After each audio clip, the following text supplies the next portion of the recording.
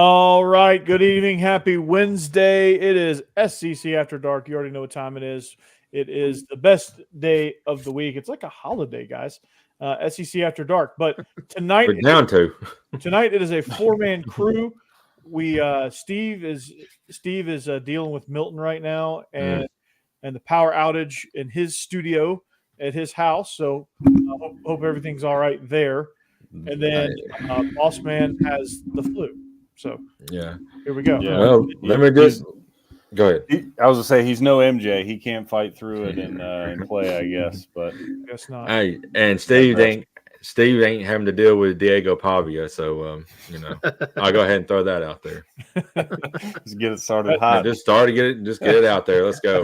Let's go. Get through the ad reads. Let's go. We're gonna add that name to your list of guys you never want to see play against Alabama ever again, right? And the whole team of USF. There you go. Ever. We're presented by BetOnline.ag, your number one source for all your sports wagering needs. If you want to bet it, BetOnline has it, and they have a brand new online casino that you can enjoy, and that's awesome too. They have live odds, everything you can bet on during the games. But do you guys think you know your stuff? Nod your head yes if you do. Yeah. Pretty good. You can get in on the $200,000 mega contest and pick 5 games against the spread every week for your chance at weekly prizes and a share of $200,000, right? And you can play after all that's over. You can play some slots game, blackjack, poker, or as Jeb likes to play, baccarat. But head to the website today and get in on the action. Bet online, the game starts here. And since Steve's not here, I'll take this one as well. We are presented by Stewart's Cajun Dill Pickles. Enjoy, all you pickle lovers. You have a great set of pickles and other vegetables that you can get anywhere in the southeastern Gulf seaboard, Mississippi, Alabama, Panhandle. They're in select markets. Go to their website. Steve has the normal read. So sorry, Mr. Pickle Man. But I'm going to butcher this read, and I apologize. But make sure you get them. They are actually delightful. And speaking from a guy who doesn't like pickles, these are delightful. Yeah. These are the way to eat them. Like if I'm gonna ever eat pickles, these are the ones that I want, right? Because they're actually really good. So Stewart's Cajun Dill Pickles, the South's favorite pickle. So Jake, you and me had an interesting Saturday. Yeah. I was in Naples, Florida, which Jeb and I retreated and were able to escape back up to Tennessee. But it's Saturday was an interesting day because Alabama rolls into Nashville, feeling pretty good about themselves, right? And Jake, I had you on Locked On Vandy. We talked a little bit about emotional hangover. Yep. Do you think that's what happened? No, I don't know. I really think it's just the defense. We just can't get it together defensively right now. I mean, that first half of the Georgia game, it was like, oh my gosh, Alabama could perhaps be the most loaded team, even outpacing Georgia, because they had Georgia and Carson Beck just seeing ghost out there. Mm-hmm. Second half, Georgia made the comeback, and I was like, well, maybe that's more indicative of Georgia being great because they are great. And then I'm like, okay, time to get the wheels back going. Vandy is a better team this year, but Alabama should still beat them by at least three touchdowns at least. Mm-hmm. And what happened? We got beat by 5.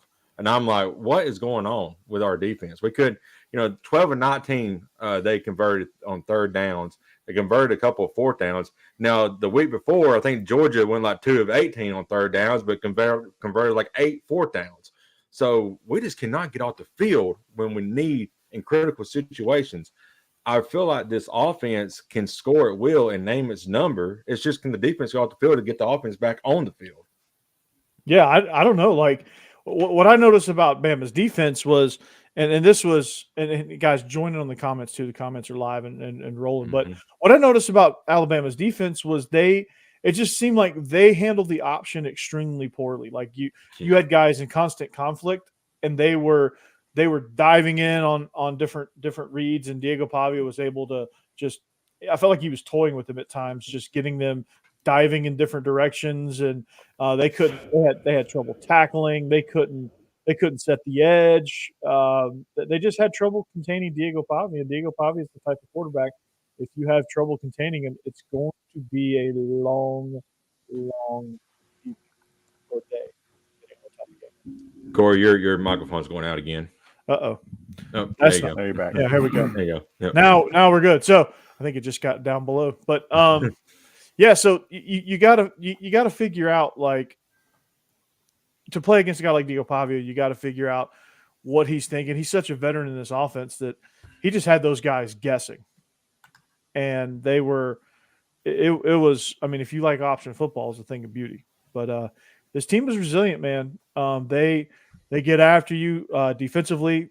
They contained Jalen Milroe. They forced him into making throws off platform when he didn't want to. And they limited Ryan Williams, albeit he had that one big long touchdown. But other than that, you take that touchdown away, he had 2 catches for 24 yards. Yeah. Aside from that long touchdown. So, and we talked about that too, Corey. yeah, he's going to get his. Like, I knew he was going to get one of those. Like, that was going to account in Bama's point total. And they limited to just one play. And then the other 2 were just kind of non-consequential catches. Yeah. Yeah, I mean, you kind of hit on it right off the bat, Corey, where you're thinking, like, okay, is this a, emotional hangover, big win against Georgia, then you go on the road to Vandy, crowd is 60-40 Tide fans, whatever it is. It's just a sleepy kind of environment, but you never thought that it was, like, especially under Saban, even, like, an emotional hangover or a letdown is like a 10, 20-point win, especially against Vandy. So right. I think, from my perspective, it's a little bit of, obviously, Jake, you talked about it, the Tide defense needs a lot of work, but I think it speaks more to what Vandy has this year, that they're capable of that in a letdown spot where Bama obviously did not play their best game, Vandy was able to take advantage of that and actually win, where in years past, they just didn't have the guys to do that. And it starts with Diego Pavia, just the way he runs that offense, the way he carries himself, the way he has injected belief in the rest of that team that Vanderbilt has not had in a long time. That's a good point, because Vanderbilt, Alabama, y'all kind of got used to. Nick Saban would never let, or was really good at not letting Alabama overlook teams, no matter how much they thought they were going to win or how much better they thought they were. He always had them fired up and ready to play. But I don't know, when I watched that game, I don't know that I think Alabama just was sleepwalking through it. It's just, like you said, Vanderbilt was just playing really well. And it was one of those situations where you just kept thinking through the entire game, at some point, this is just going to have to go away. I mean, obviously, maybe they can hang with them for a little while, but they can't keep this up all game. And they did. It was actually amazing to watch in the end, them play a complete game. I haven't seen that in a long time from Vanderbilt. Yeah. I haven't seen a team in a really long time knock Bama back on their heels and keep them there. Yeah, pretty much. Vandy did. I mean, Bama was just from the first drive. They were just on their heels and they could never recover. And they played hard. They were jawing back and forth. It was an intense game. Like, it wasn't, they definitely didn't sleepwalk through that. And people saying that is probably misinformed. But honestly, this is one of the rare occasions where I thought Vandy beat Alabama. It wasn't Alabama losing to Vandy. I just think Vandy beat them and outplayed them and outcoached them. And I haven't seen a Bama team do that in a really long time. Yeah, it was kind of shocking, but I'm giving Vandy all the credit here, but there were some issues that kind of helped in Vandy's favor. Like, 99% of the time on that interception, the ball is going to either go left and straight down, or to the right and straight down, not straight up in the air and a Vandy guy right there and under it. I mean, that was an extremely fortunate play. That was that was pure luck, man. Just because to see that ball, the third play from scrimmage for Alabama, they're down 7-0 already. Yep. And the damn thing just hit him right in the face mask, right? Just popped straight up. Part straight up. Yeah. And then the fumble, and the right tackle, Pritchett just absolutely got beat on that play, and Jalen did not feel it at all. And by the time he got his head turned around, it was done for. Yeah, it was. I mean, that right tackle got beat so quickly, it wouldn't have mattered. I mean, you know, it may have prevented a fumble, but he was getting sacked. There was no not getting away from that. Mm-hmm. But he got off so quick. Miles Capers got off so quick that he couldn't see it coming, man. And that was amazing. The other issue, and we talked about this on last week's show, and we was all in agreement, but the officiating. I mean, it's awful. Kobe Prentice has a concussion now because two guys pretty much, you know, targeted him, and they didn't call it targeting. I thought for sure that was going to be targeting. I mean, he drew up like Tua. I mean, I was like, okay. I mean, he's got issues now, you know, and crunched. And they come back and said, "Oh, there wasn't targeting." I was like, I mean, that's a definition of targeting. Yeah, that definitely should have been targeting. But that's across the board. You know, California got ripped in their game as well against Miami, which led Miami to come back and win that game. Yeah, I mean, Miami 2 weeks in a row gets bailed out. Yeah. Officiating is bad across the board, but it's just the SEC. I feel like is worse. Mm-hmm. They don't know what pass interference is. I can guarantee you that. And apparently, they don't know what targeting is, even with the replay. Mm-hmm. But hats off to Vandy, man. They really earned it. And what'll make it more legitimate is if they come back this week and beat Kentucky, which I think they have a really strong possibility of beating Kentucky, because Kentucky can't move the ball. Right. And Vandy's defense is good at not letting you move the ball efficiently, and they've got some studs on the inside, but I don't think they can handle Vandy's option attack. I think Pavia will just outrun those guys and tire those guys out. But another upset, guys. Another upset. Jeb, sorry, man. Okay. Yeah. Let's talk about that one, because I want you to. I'm gonna turn the floor over to you, man. I'm on an emotional high. I just recorded. I just went to the back bedroom and pushed some furniture around so that I could actually get a decent shot. I looked like I was in the penitentiary myself. White shirt, white wall behind me. I pushed a dresser out and stuck a chair behind it just so I could get a good enough shot that I wasn't waking up the entire house. So I get done with that. I come back out and, the game's tight, and I'm like, yeah, okay. It's, they're playing well. And then I've literally fell asleep, and I woke up the next morning and it was 19-14 Arkansas. I was like, wait a second. I think the surprise is who it was. It's kind of like it's not near as big as what happened with Alabama and Vanderbilt, but I think at some point you realize Bama was going to have to find out that Nick Saban really was just as special as he was. They're going to be more of a mortal team now. Still one of the best in the league, but not as unstoppable as they were. Tennessee, I think I knew they were going to get knocked back down to reality at some point. I just didn't think it'd be Arkansas that did it. Right. This is shocking, because really at the beginning of the season, what we were saying, I think, about Nico, what most people said was, hey, you got to remember he's still a redshirt freshman. Mm-hmm. He just started. I think people were excited about the Citrus Bowl last year, but if you go back and look at that, and because I was at that game, he didn't throw a touchdown in that game. He ran most of them in. He ran an efficient offense, and he made some throws that were excellent, and you knew he was going to be good. And he's done that, I think, this season, starting off with the three teams they started off with. Expectations went a little higher than they should have, because he was good, but he's not great yet. You could just see he's improving. The potential is there, yes. And I think he is. I think he's going to be. I think he's going to be an amazing quarterback next year, maybe the year after. But he's got some growing pains to go through. And I think we saw that with Oklahoma. He didn't play particularly well, but it was efficient enough to win. But in this game, it just you could tell how afraid they are to just cut him loose and let him just go out there and sling the ball around, because it's just not like, I don't think all of it's there yet. He's got a lot of way to go to grow into that position. Our defense is playing really well. We're still one of the best defenses in the nation. Even the touchdown we gave up in near the end of that game was when they backed off and just let Arkansas walk into the end zone. Yeah.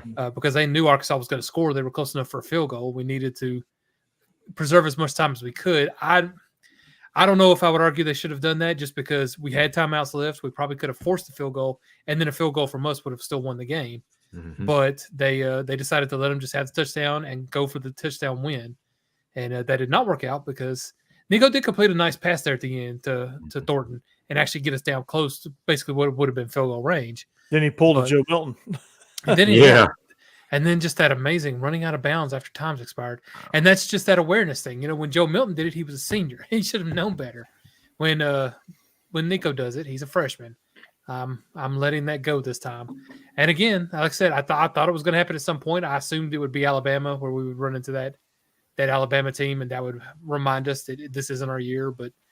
But I still think we're improving and getting better every year. The thing that surprised me the most, though, is Heupel's offense has just not looked innovative at all. He's not really doing much to score points.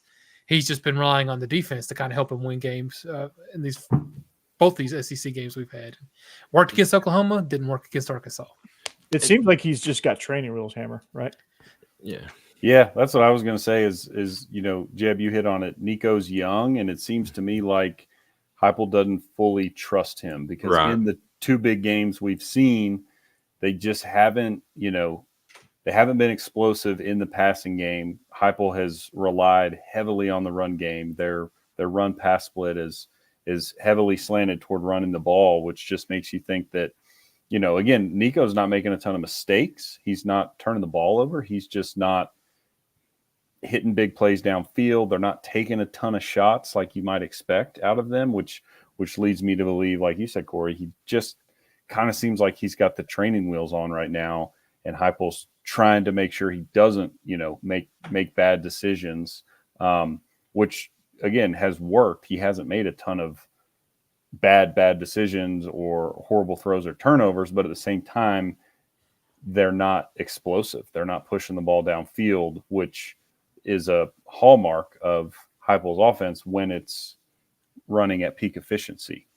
Yeah, and he just doesn't trust him yet, and that's a problem. But maybe he will eventually. Maybe he'll just say, "Screw it! If we're gonna lose these games with training rules on, I'd rather lose." It should be. I'd rather lose with Nico taking chances and pushing the ball downfield and really stretching limits. I would rather him. If we're going to lose, we're going to lose. In a blaze of glory. It may be a more effective way for him to learn because, like I said, I think at this point we should be building for next after, not this year. Look, I don't want to say that this Arkansas game has just broke us or anything. We're still in the hunt for the playoffs and national championship and all that. I get it, but I don't think anybody really realistically thought this was Tennessee's year, and I don't think it is. I think we're just too young in certain spots. But I say just let him go and learn and grow. You may lose a couple games here and there, but that's fine. You're building for next year, and you're hoping that you're going to develop him into the next great quarterback. The next Peyton Manning of Tennessee. That's what we're shooting for. Mm-hmm. Yeah, absolutely. Or at least what we should be shooting for. I am lava, Nico. I am lava. Corey, the other game I want to talk about real quick. Hammer, me, you was the only one that picked A&M, and they absolutely destroyed. Yeah, I was about to give you some cred there, man. Like, holy cow, dude! We had just gotten into Naples right as that game was starting, and I missed the first bit of it, but then then I'm look up and I'm like, wow, I missed like 8 minutes of game time, and they're up like 24-7. I'm like, it was like, whoa, what just happened? Yeah, I think two things, Jake, like you said, we were on A&M to win and cover. I obviously thought it was going to be a much more competitive game than that. And I think, coming out of that game, what I took away, as an Aggie fan is if Connor Weigman can play like that moving forward, we're pretty dangerous because he was cutting it loose. He was, throwing balls downfield in one-on-one coverage and trusting his wideouts to make plays. Which, we've seen in his limited starts kind of off and on where he'll have some games like that, and then he'll have a Notre Dame type of a game or just something more normal. So if he can play that consistently, we could be very dangerous. And then on the flip side, I think, Missouri got pretty exposed, right? Mm-hmm. We talked about it coming in. They didn't play anybody until the Vandy game, got pushed to overtime. And they just were not ready for that type of that level of play, whether it was, on the road that threw them off on their first road trip of the season, or just the level of, athlete and talent and physicality that A&M had, because they got whipped in the trenches on both sides of the ball. A&M ran over them on offense, on the ground, and defense. I mean, Brady Cook was taking shots all game. So I think Mizzou was a little bit, overrated based on what they did last year without really seeing a real test so far this year. And they got pretty exposed, I think. But is getting pushed to overtime by Vandy that bad of a thing now? I'm just going to say. It's true. I mean, yeah, that's true. That's true. But I think that game, A&M played well, but it shows that Missouri, they're loaded on offense, but again, they're just like sleepwalking through these games, and they can't get Luther Burton going. They can't, get Connor, whatever his name is, Brady, and like in a rhythm, and they're just struggling right now. Yeah, I think they miss Schrader a lot, and they do. Up to that point, their back Noel had been playing well, but as soon as they got behind and off script against A&M, and it was fully on Brady Cook's shoulders to bring them back, like you said, Jake, he just didn't have any rhythm, and it's a combination of things. It's offensive line, it's wideouts. I mean, it's the whole offense, but it's just when they had to abandon the run and he was the guy they had to turn to bring them back, he didn't have it. Right. Yeah. Steve is on one tonight, man. Steve, we've already talked about him the first 10 minutes of the show. You missed it. Steve, congrats, man. We're not going back. We're not going back. They're probably having trouble sleeping with the hurricane coming. So Yeah, I get it. So. Yeah, so you did not get a night. I love it. Of course, that phone would die. But what a crazy year already in the SEC. Georgia's lost, Alabama's lost, A&M's lost, Tennessee's lost, Missouri's lost. Is there an elite team? Texas right now, unfortunately, but they haven't played anybody yet. Right. Well, so how do we know? They played and I think going to Big Ten after dark, I think Oregon and Ohio State will one of them, of course, is going to lose, and I really think the winner of that game is going to lose another one by the end of the year. So I really don't think there is an elite team right now, and that really has to do with NIL, and the transfer portal. Everybody can get players now. So it's maybe even it really level is field. Parity, and it's fun. Right. It's a lot of fun because BYU is good. Yeah, they are. Right?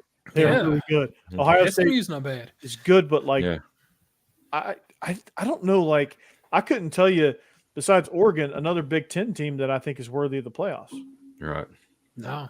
Yeah, I mean, I bet by the end of the year, record-wise, Penn State will be up there. But I'm kind of like you guys. I mean, do I think Penn State's capable of making the playoff? Yes. Do I think they're capable of winning multiple games in the playoff? No. No. I thought Miami was elite, and then they had to have to rely on replays at the end of games to get their last two wins against Virginia Tech and Cal. They're going to probably win the ACC, but I mean, come on, what are they going to do? Hey, I hate to say this, but don't sleep on Clemson. I know they kind of struggled against Georgia, and they looked really bad that first week, but they've come alive here in the last couple of weeks. Yeah, they look a lot better. I mean, they do. I mean, I know it's Florida State, and Florida State is really in the tank and horrendous, but they did exactly what they were supposed to against a half-empty Doak Campbell Stadium, which is a sad sight. Yeah, pathetic. Who did Clemson beat a few weeks ago? Put 50 points on them. I think it was App State. They did App State, and then I think they beat NC State really bad too. Yeah, they did. Yeah, that's right. I think they 50 burger too. Yeah. I mean, they pounded them. Yeah, but I agree with what everybody said here. It feels pretty wide open because even like y'all were saying, Ohio State has not played anybody. We'll see what they're made of against Oregon this week. Oregon, I would also say, has not really played anybody. They got pushed already by Boise, who I don't want to disparage Boise. They're good, and that running back is otherworldly. So G5 gets the team in. I think it's Boise. Yeah, but then when you look across the SEC, everybody's lost but Texas, and they, I mean, they haven't played anybody, so they Red got River rivalry this week. So they got OU coming, Georgia. Mm-hmm. Georgia's, So we'll see. Georgia's in a weird place right now. They just had another guy arrested. Thankfully, not a traffic violation this time, but still something bad. I mean, that's awful. real bad. Yeah, bad. Assault of an unborn child or something like that. Good night. Like he got a physical. I think he got in a physical something with his pregnant girlfriend. But it's just not. This team is something's rotten about this Georgia team. There's something rotten, and you can tell it's rotten. Kirby looks stressed to the max. This team just plays with no energy. Yeah, I mean they miss Bowers and McConkey bad because their offense is just sort of it ain't good. Average, yeah. I mean they just don't look good. It's stale. They start out slow in first half. It's wild, Yeah, I mean, I've never seen a team just look so pedestrian and then turn it like they did it. Like they beat Auburn 31-13, and they never looked like they gave a crap. Right. Yeah. I've never seen anything like that. I mean, that blew me away. And that was a 31-13 win, but it never felt like they was actually in control of that game at any point until late in the game. It never, but then it never really felt like Auburn was jumping into that game either. So like, it was like, well, does Georgia really want to win this game? No. Yeah. They keep giving Auburn chances, but Auburn's like, we don't want to win this game either. Like Auburn's got issues. So like, I think the SEC's it's in a odd place. It's not necessarily a bad thing that it's in this odd place, but it is in an odd place because you have no elite teams. There's no, and then I think you could argue maybe, but I really don't think there's a bottom feeder either. Like I don't think Mississippi State is horrendous. That they're scrappy. They might be. They're pretty bad, but they're pretty bad. But they're scrappy though. Like I'm talking like purely pathetic. I don't think they're pathetic. They're just bad because they have no talent. Yeah. They play hard. They compete. They fight you. They play hard, which That's is true. admirable. They put up points. By record, they're going to be the worst team in the SEC. I don't know. I mean, Auburn. I don't know who they may have one win left, and that is UL Monroe. Honestly. I don't think Mississippi State's going to win a conference game. So that's true. By default, they're going to be the bottom feeders. But I don't like. I think Mississippi State, if they went to the ACC, they'd be up near the top, maybe. Mm-hmm. So I don't think they're bottom feeders. I just think they just happen to be the worst amongst a really good group of teams. Like you have like Auburn, Mississippi State, and probably Florida as like your bottom tier, right? Which is honestly not that low of a bottom tier because Florida does some good things, and Auburn flashes some good things. But then you just got one. You got two tiers in the SEC. You have no top tier. It's empty. Everybody's just kind of jumbled up in that middle shelf where it's like, okay, Georgia's good, but like, what do we really know about their identity? Texas A&M is good. They haven't figured it out yet, which is good, which is dangerous. Yeah. Missouri's good, but their biggest fatal flaw is they don't know their ass from a hole in the ground right now. They're good. They're talented. They have guys. They have dudes all around those offense and defense, but they just don't like. It's just like they don't know what they're doing. Tennessee is good, but they have a freshman quarterback that they haven't busted the training wheels off yet, and a defense that's not built to win games by themselves. You got Alabama, who's obviously flawed right now. They're on an emotional roller coaster and they can't stabilize. That was their strong suit under Nick Saban. They could just even keel, come in and just murder ball you and walk out. Ole Miss, they've got some fatal flaws. I don't know what they're doing offensively. They have weird game plans like that. That was the weirdest that was another like 24-3, 27-3 beatdown. But like you didn't walk out of there feeling good about it. Right? Yeah. No, not on offense, like you said. Defense, sure, but yeah, offense. I'm with you. I'm not quite sure what they're doing. Then you have Kentucky that you're supposed to be good, but you're not. Then you have South Carolina, who is, are you good or you're not? Then you have LSU of, are you like, yeah, you're doing some good things, but you have Sharman soft defense. Can you play defense at all? Oklahoma needs to find an offense. Oklahoma and Kentucky are in the same boat. And then you have Texas, who wants to be on the top tier, but until they start playing their major conference games, we don't know. Yeah, just too early, I think, with them, especially with what we've seen out of Michigan, right? I mean, good win to go to Ann Arbor and crush them like they did. That's what a elite team would do, but that win's getting a little bit less, though. Exactly. Yeah. Michigan is not very good, so that they're going to end up Michigan. I would expect 7-8 wins, right? So it's hard to say that Texas is elite. We see them play their next couple games against OU and Georgia, and really get into the meat of SEC play. Yep. Then you got Vandy outside of the Texas game with a shot to run the freaking table up until the Tennessee game. Yeah. You got a shot to go to get a dub against Kentucky, Ball State. Probably not going to beat Texas. Just they still got Auburn. Never say never. Mm-hmm. Yep. Then they got South Carolina, Auburn, and LSU, and then Tennessee. What if we get Vandy and A&M in the conference championship game? we would do our show live from absolutely. That's right. We'd go to Atlanta. Yeah. And that would be amazing. That would be. You got that. That would be hilarious. It's possible right now. Vandy only has one conference loss. No. Sure. That was to Missouri in double overtime. Should have been. Had them. Had them. They just don't they were coming off like an emotional rock bottom against Georgia State, where they could. You want to talk about a team that didn't want to be somewhere? That stadium's not well lit. They're playing at Georgia State. It's probably a little bit cold, a little bit wet. It just rained. I mean, I'm making all the excuses in the world. They just didn't want to be there, and it showed. Yeah, they got caught. They got caught. God, could you imagine if they were 5-0 right now? I think I'd have to give a call. Yeah, Jeb, for you, once the warden gives you more tokens, I love this freeze frame though. It's a great freeze frame. We need to clip that for the thumbnail. Oh my God! Hang on, Shift Command 4. Hold on, I got it. Arkansas takes down Tennessee. Just all right, done. There we go. Done. All right, hold on. Here we go. Oh my God, this is hilarious. Jeb might have to restart. Yeah, Jeb's probably. This is funny. That is great.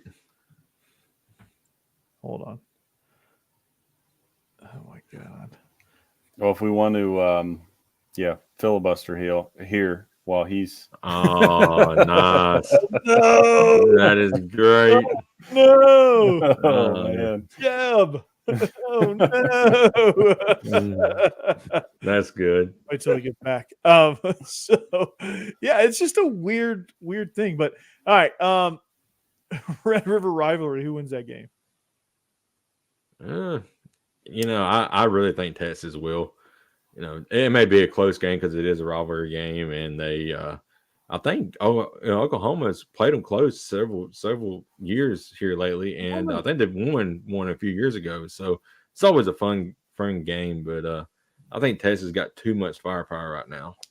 I think Oklahoma's just in a weird place. Yeah. Where they've got a freshman quarterback. They're not sure what to do with him yet. He's not sure what to do either. I don't think they're ready to win that game this year. Next year, all bets are off. But this year, I don't think they're ready to win that game. Yep. Yeah, I think. I mean, you look at, just like the recent history of the rivalry. I think overall Oklahoma over the last 10, 15 years has won. I think I saw some stat. It's like 11-15, but 9 of the last 11 have been one-score games. So This is always a close game. In this one, I'm. Hey, Jeff. Hey, what's up, Jeff? I said Vandy 5-0, and my internet shut down. No, can't do that. No. Can't be. Your internet. It was like I can't. I'm done. I quit.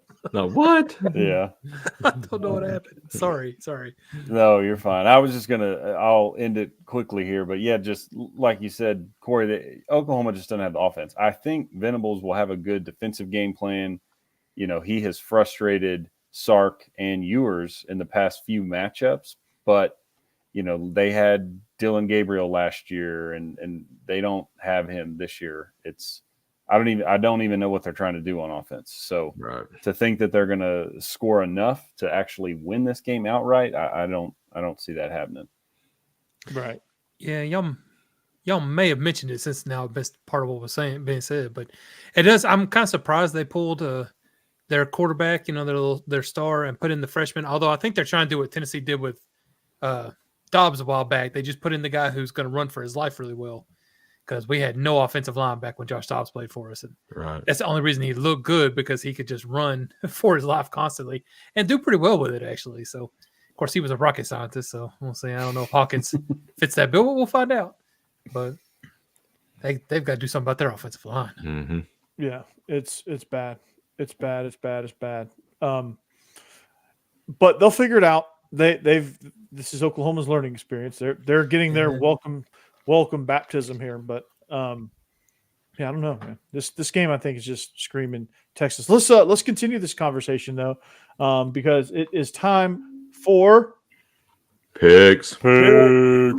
Pickle picks. Oh, you never let that down. Yeah. But Jeb's got the last laugh because look at the top of the standings here. Right. All right, so we're going to go kind of out of order with games because we're talking about Red River rivalry. I can't say that. Red River Shootout. Yeah. Screw you guys. All right. All right. So we're going to start this thing off. We've talked about it, and so it's time to make our picks on it. So Steve is picking OU because I don't know why. He has faith in Brent Venables. Steve, if your phone's not dead, let us know in the chats. If you want to play along at home, make sure you guys are let us know where you're picking from and who you're picking. Just do it in the chat. All right. What you talking about, Willis? So Willis is picking Oklahoma. I'm taking Texas, man. I just think no matter who they start, they're going to start Ewers. But if they started Arch Manning, it'd be the same result. I just think they're going to overwhelm Oklahoma. I just think Oklahoma can't move the ball well enough yet to really sustain. They can make some big plays on defense, and they'll definitely be gassed up for this, and it'll be tight early. But I think once the game settles a little bit, you know, midway through the second quarter, maybe because of the intensity of this rivalry, maybe early into the third quarter, it might start to kind of calm down and turn into an actual football game. I think Texas then pulls away at that point. My next. Yeah. I'll pretty much agree with you, Corey. I think I understand rivalry games. Weird things can happen. Oklahoma will be up for the game, obviously. But Texas, just to me, they have too much right now. I don't really see, outside of Georgia, a game that I feel like they're not going to win. Now, it's the SEC this year. There's no telling what's going to happen. But no, if I had to pick, I'm going with Texas to be able to cover on this one. Yeah, I'm going with you too, Jeb and Corey. I think Texas will win and cover this pretty easily. And, you know, it must be nice, like when your all-pro, great quarterback goes down, you have a guy with the last name Manning come in and just show out as well. So Texas got it rolling, and don't matter who plays quarterback this week, they're going to be fine. Yeah. And Becky's picking Oklahoma because you know how she does. And Cassidy's picking Texas. I'm taking Oklahoma to cover here, as we just talked about. I don't think they have much of a chance to win the game outright. I'm just banking on rivalry, keeping it close. They're coming off a bye, so maybe their offense looks a little better. And also, if you peek at the standings, I need to make up a game on a lot of y'all. So I'm going to buck the trend here and go Oklahoma. Boss man is going Texas. So I'm just glad I'm not in last place. All right. We didn't get to this one on the rundown. Steve's probably mad at us, probably kicking stuff over. But Ole Miss at LSU, the Magnolia Bowl. We'll go a little extended on this one as well. Steve is picking Ole Miss because I mean, look, locked on Ole Miss over here on the side. He's such a homer. Yeah. Jeez. I mean, I have full expectation that the host of the Locked On Ole Miss podcast will be impartial when picking Ole Miss football games. But I guess where are my expectations, right? What can I do? No, Steve's picking Ole Miss, and I am too. I think I just don't trust LSU's defense. I'll give you a simple explanation. I don't trust their defense. I don't think, weird game plan or not, I don't think they can stop Ole Miss. And I think if Ole Miss comes out with a normal game plan to run the ball, take shots intermediately, and take vertical shots when they get the chances, I think they'll be fine and they'll move the ball. I think they're almost at a level where they against LSU where they can name their number. This is a road game, which worries me a little bit, which is why I think the spread is so short. But I just until LSU really shows me that they can jump out there and smack somebody in the face, I just don't see them doing it. So I'm taking Ole Miss.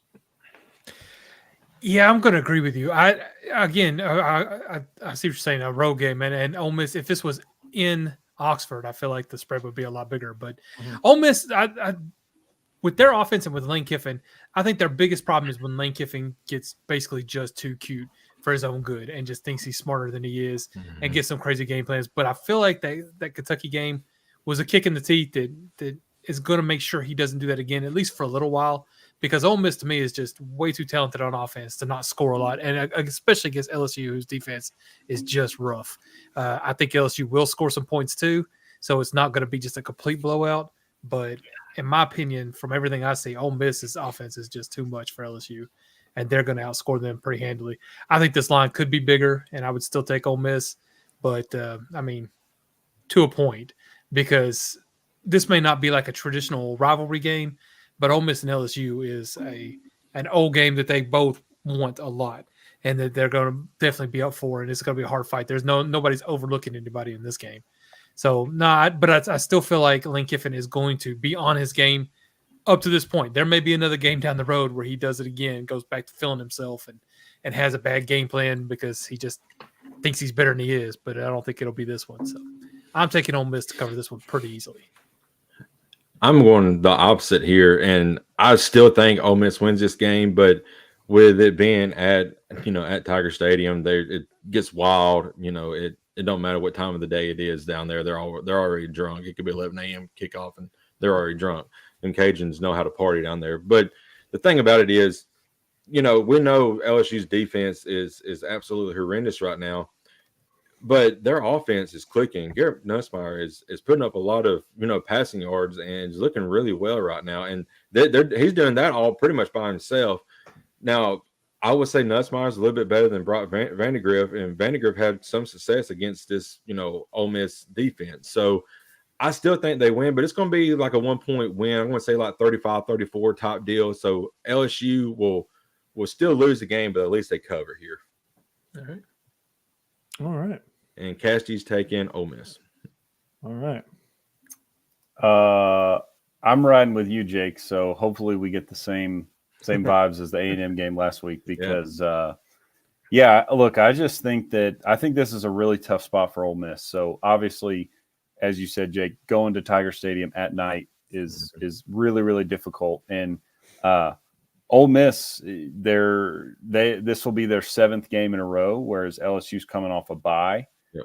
And I just think it's a tough spot. And like you said, the Nussmeier is playing well. I think he'll have a pretty good game here. And obviously, I think Ole Miss will score plenty of points in this game too. I think it's going to be a high-scoring shootout, but I just have a hard time picking against LSU at night as a home dog. So I will take the Tigers to cover. Boss Man is taking Ole Miss. Mm-hmm. Okay. Boss Man is taking Ole Mississippi. All right.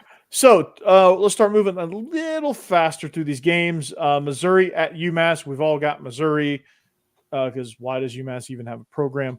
And why are they going to UMass? That's crazy. Right. Yeah, that is weird. Like, what the crap? Yeah, right. Okay. So, Jake, Alabama's 20.5-point favorites at home against South Carolina. Is this finally the game, Jake, where Alabama just kind of figures it out and says, you know what? We're going to get it. Are you buying that? Absolutely not, because they haven't shown in the 6 quarters, and we talked about it before. They can't get off the field on 3rd down. They definitely can't get off the field on 4th down. And like I said earlier, this offense can name its score pretty much because they're really explosive. Jalen Milroe's having an elite year. A lot of people was talking about, his efficiency passing the ball last year. He's quietly that crowd. I mean, he's looked really good passing the ball. But this defense is struggling right now. And, I mean, Alabama can score 45 points here, maybe even 50. But, I mean, the way the defense playing, USC and South Carolina can get 35. So I think they keep it within that 20-point spread. And I'm taking South Carolina. Sorry, Alabama, but you got to prove something to me this week. Steve would agree with you. He's picking South Carolina because he's a huge Shane Beamer fan. And he's like, you know what? If Lane Kiffin, when he goes to Florida, we want to get Shane Beamer to replace him. So that's how Steve feels. Okay. Oh man. I think he loves the Gamecocks. Jake, here's where I'm going to push back on you. And this is not necessarily because of Alabama. I think if this were any other team, I would 2 feet jump in and agree with you wholeheartedly. But here's where I feel like you're wrong, because I just don't think South Carolina is going to be able to score on that defense. And I think Alabama is explosive enough to get.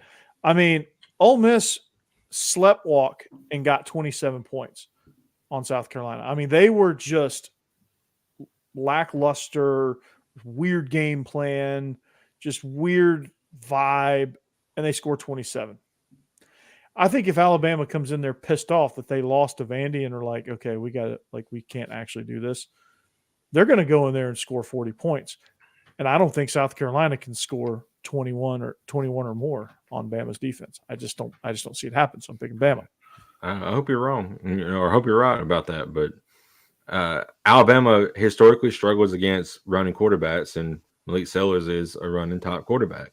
So it remains to be seen. I mean, he did break off a big run against LSU. So does Tennessee. So, Yeah.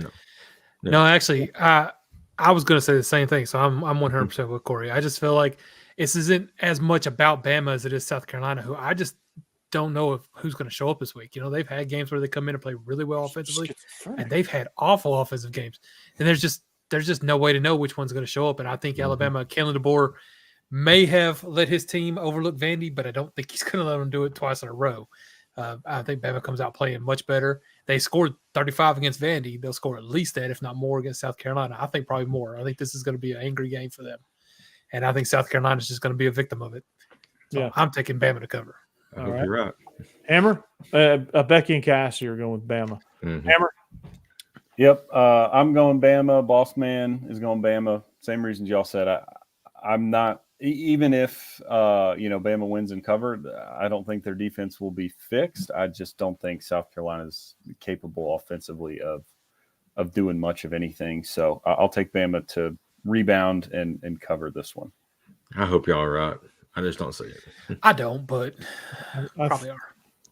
I think we're right there. I think worst case they win by 27. So here's a game that's interesting, and Georgia's in such a weird funk now that it actually caused Steve to pick Mississippi State. What in the world? Yeah, Becky. Yeah. Oof. Yeah. Steve. Wow. I guess Steve. I guess we did get the rest of the night off, but. Steve, explain yourself in the chat on that one, but I'm going to assume that it's just because he doesn't trust Georgia right now to cover a spread. And it's 34.5 points.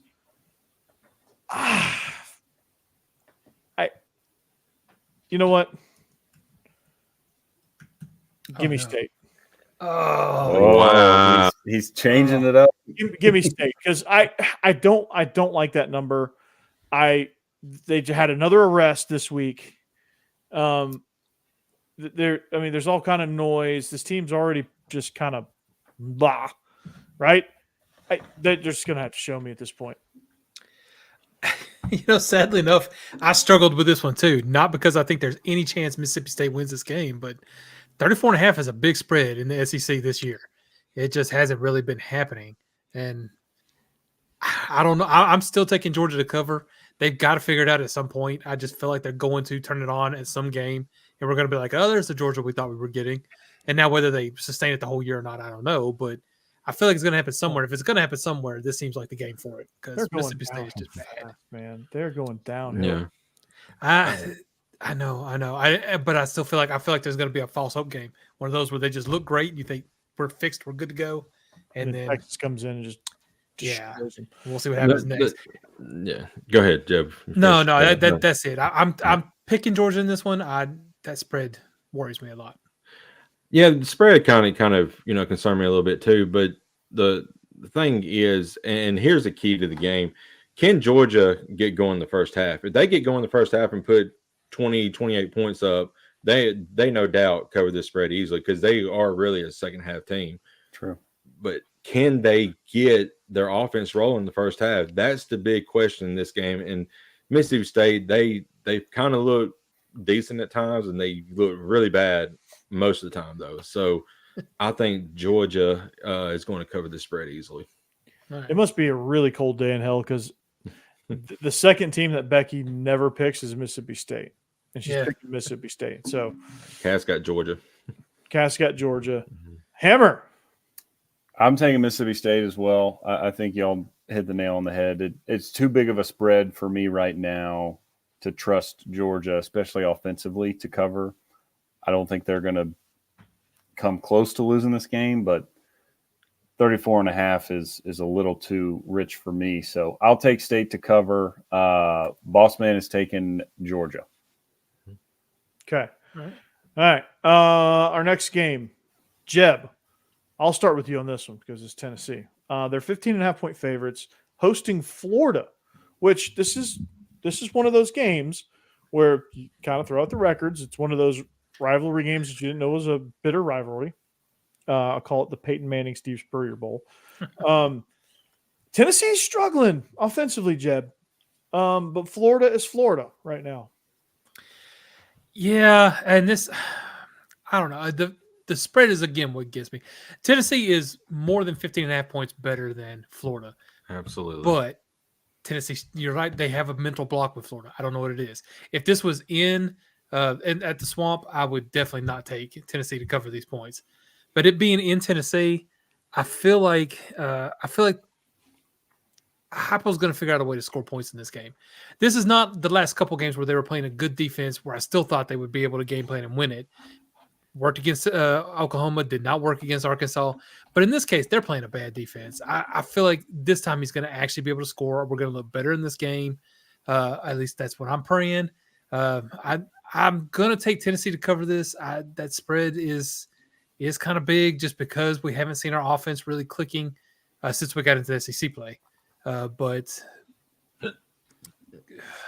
I'm taking Tennessee to cover. No, I got to.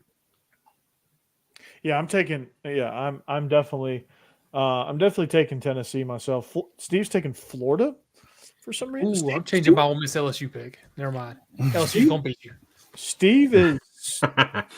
Steve's kind of getting unhinged here. He might be fully on tilt right here with he got behind in the standings by 1 point. He's just going crazy. Yeah. Tilt. He's on tilt, guys.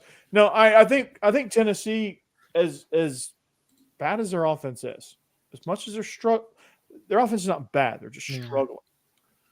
They're struggling. Passing offense is struggling. Yes. They're struggling because you don't trust Nico. Nico has no confidence, and it's just they played 2 road games, and they're off. And eventually they won't be. 3 of our top 4 receivers are 6'4", 6'5". Why would you not toss that into the end zone and just see what happens? Sorry, no, I'm getting off track. Running out of bounds. Yeah, and it also comes down to the fact that Arkansas is a good team. If this were last week and this were this spread, knowing what I know, maybe I should have picked Arkansas. I was this close, but they let me down against Oklahoma State, so I was kind of mad at them. But Florida ain't Arkansas. Florida's not well coached. They're not good outside of, I think they have a couple good positions, but I think overall as a team they're not good. I just don't think they can do it. I'm taking Tennessee here as well. Florida did kind of look like a manageable team, last week against UCF. They scored, pretty good bit. Graham Mertz looked really good. He was really efficient. They didn't give up a sack, and they made KJ Jefferson look mediocre pretty much. And I think KJ has roughed them up a few times when he was at Arkansas. So it's kind of weird to see, but the defensive line for Tennessee is a lot better, and I think they're going to get a few sacks here, and I think they do cover this spread easily, and Tennessee wins. I think by at least 17, 20 points. All right. And Cass and Becky, Cass and Becky are taking the Vols. Yep. Hammer, where you at? I agree. Just to echo some of the points y'all made, I think it's big. Tennessee's coming home. They've looked on offense a little off the last two games, but both those games were on the road, so it'll be nice for them to get back to Rocky Top. And I'm with you, Corey. I know Florida looked pretty good last week against UCF, but I still don't trust Napier and that staff to go on the road and really keep this one close. So I'll take Tennessee to cover, and Bossman is taking Florida. So Bossman and Steve are on the Gators. Well, and just to warn about that, because we all both mentioned UCF, I think we've had a lot of problems too with false hopes, expectations. From basically beating up on teams outside the SEC. The SEC is still the SEC. We're just good. And that's what happened to Tennessee. We those first three games, especially NC State, we were looking so good in those games. We thought, our offense is ready to go. We're great. And no, you get in the SEC and find out that stuff just doesn't work. Right. So. True. Yep. All right. We're talking about Diego football and Vanderbilt. Last game. Vandy is taking it to the grocery bag at Kroger Field. Kentucky is 11.5-point favorites now. They were 13.5. That's since gone down. Steve is taking Kentucky because he believes that Brock Vandagriff is the best quarterback in the league. Not sure what he's seeing there. I guess he's seeing that defense and good. They play defense. They beat Ole Miss, and he's like, well, they can beat anybody. Kentucky. Top teams. Here's the deal. Kentucky, option football is hard. Jake, tell me. Very hard. And, after Vandy, crapped the bed against Georgia State, I was like, okay, I'm off the bandwagon. I am 100% back on that bandwagon. Let's go Doors. Y'all ride it out to the SEC championship game and get in that daggone playoffs where y'all belong. Because Diego football, man, you can't stop him. And he actually has something, has a potential to do something to beat the state of Alabama. He beat Alabama. Now he's already beat Auburn last year. But Vandy, and if they do, they ought to put a statue of Diego football somewhere in Alabama because we deserve it to let this kid, run all over us. So, but option football, it's very, very hard to cover. And when you are out of position, you get, calls in late, he's going to tear you up. And I think Kentucky, they got a game plan. They watched the film, I'm sure, of how they attacked Alabama. But even getting on the field, it's hard to stop triple option football. And, we've seen that, with, Navy's teams and Armies and all that, Air Force. I mean, they're just tough to beat. So give me the Commodores here to win this game and keep the momentum going. Yeah, I mean, I was saying, man, like Vandy, they hit you with so many different ways on the triple option too. Like they hit Vandy with Vandy hit Alabama with the power shovel. Yeah. On a triple option read, they have jet power. They have all kind. They have midline now. They have midline triple. They have standard triple. They have RPO triple. I mean, they have different variations of it, and they can do it all from the same look. That's the crazy part about it. It is. So Kentucky will struggle with that. I think a lot of people struggle with that. Texas, I think, is talented enough to just overrun them, which I thought Alabama was going to do. Nope. But I mean, Texas better be on alert here. But I think Vandy is not only going to cover. I think they have a really good shot. I'd be surprised if they didn't win it outright, Jeb. Yeah, no, I mean, traditionally, I would say after a game like Vandy just had with Alabama, that they would not be able to come out in the next game and really show us much of anything. You just think there would be a big hangover there. But traditionally, I also think I was shocked that Vandy played a complete game against Alabama because I wouldn't have seen that in the past. So I don't know if they're going to do that again. I think Vandy's just breaking the trends here. I almost would take Vandy if they were the 11.5-point favorite. So I'm definitely taking them to cover.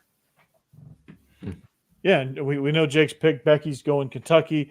Cass is going Vandy. Hammer. Boss Man's going Vandy. Hammer. Yeah, I guess I'm Boss Man's on Vandy. I guess Steve, Becky, and I are on an island here. I will go with Kentucky. I think Kentucky's coming off a bye, so I think they were sitting on their couch last week watching what was going on in Nashville with the Vandy upset. So I think they're going to be ready. And Jeb, you hit on it. You're still picking Vandy.